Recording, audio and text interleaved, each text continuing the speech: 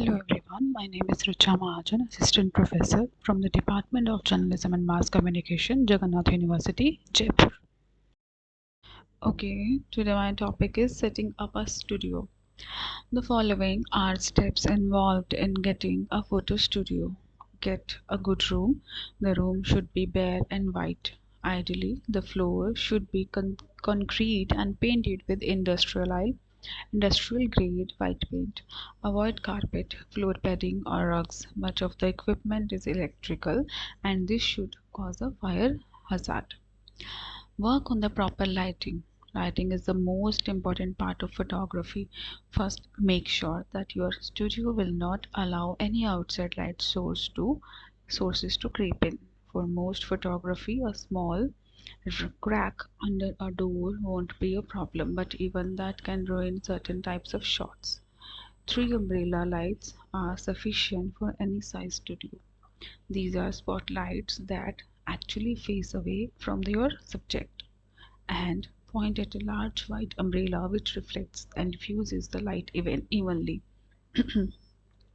They will provide a constant light source to create the lighting temperature for your shoots. They are each mounted on a tripod that allows them to swivel, tilt, be moved around the studio, and adjust the height of the lamp. Flash or strobe lights remain off until activated, and then flash once as you take the picture. They can be mounted to your camera or placed around the room and activated by remote. For a professional studio, you should have 3 umbrella strobe lights and separate from the previously mentioned 3 umbrella lights. One flash which can be mounted to the top of your camera and one ring flash which can be mounted around the lens. The satellite strobes should be configured to flash when the shutter button on your camera is pushed so that they flash when you take the picture via wireless remote. All professional grade cameras made within the last few years will have a wireless IR sensor that will allow you to configure wireless strobes to operate this way. The top mounted and lens mounted flashes can be plugged into your camera via a cord since they are mounted to the camera itself. Make sure to configure the cord so that it does not get in the shot. You will rarely be using all of these lights and at once, but should have them in order to create the perfect lighting. Next is have a lot of extra bulbs and batteries for all of your lights and other equipment handy at all times. Have platform to use. Stages are any platform that can be used to stand, sit, lean, or place things on. Have as many different stages as possible. Flat wooden grates with no seams or edges work best and should be spray painted black. It is good to have sturdy, solidly built stages that can take a bit of weight and also have a bit of weight to them.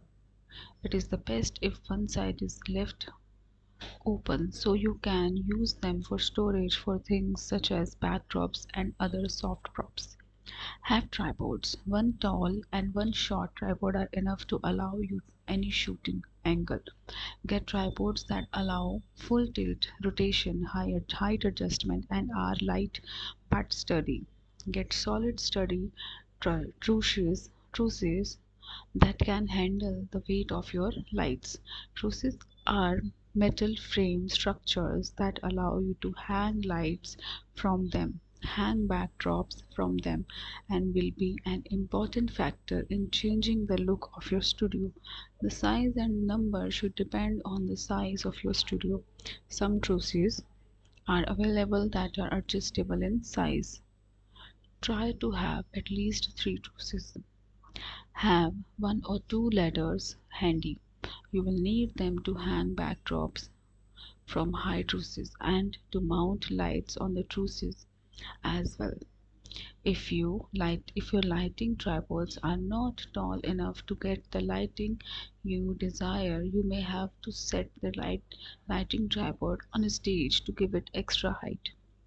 And you will need a ladder to be able to adjust the lights. It is much more convenient having a ladder permanently stationed at each lighting tripod rather than having to move the ladder back and forth between the lights.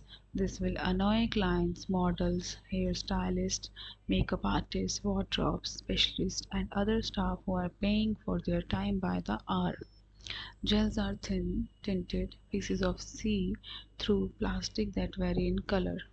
They are placed over light sources to change the lighting in the room to, stay, to simulate a sunset. You may have a yellow gelled light 1 foot off the ground, an orange gelled light 5 feet 1.5 m off the ground, and a red gelled light 10 feet 3.0 m off the ground. Get as many gels as you can of all colors. These are the best way to create subtle and dramatic lighting effects. Next is be prepared to measure the light. Light meters are used to measure the temperature of the light in the room. It is integral to proper lighting. Get the white balance card WBC and color palette. The white balance card WBC will have several shades of white as well as a black and white checker pattern. So you can adjust your camera settings to the lighting as well as adjust proper focus settings.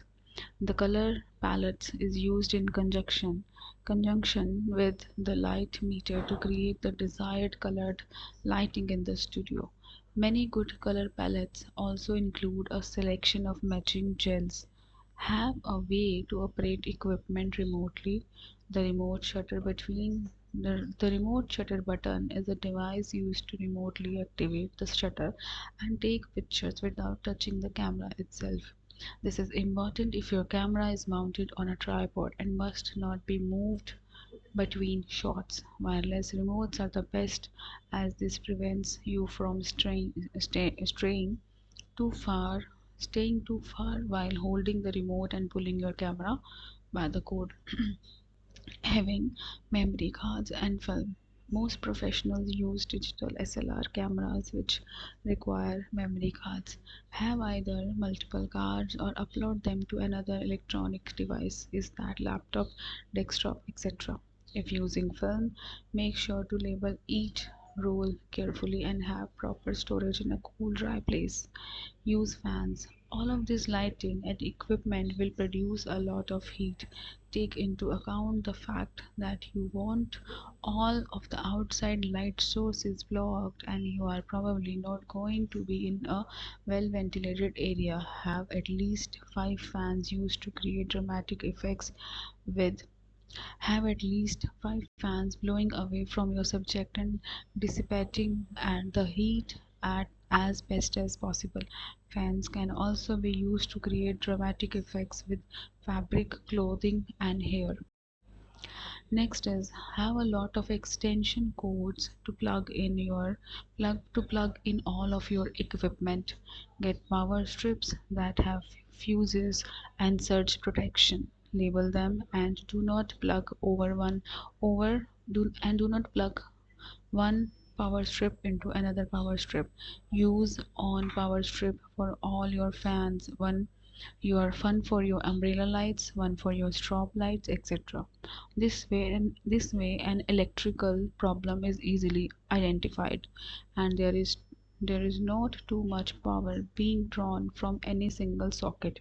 If your studio does not have an ample power supply for your equipment, you will need a separate battery backup or amp. Thank you so much.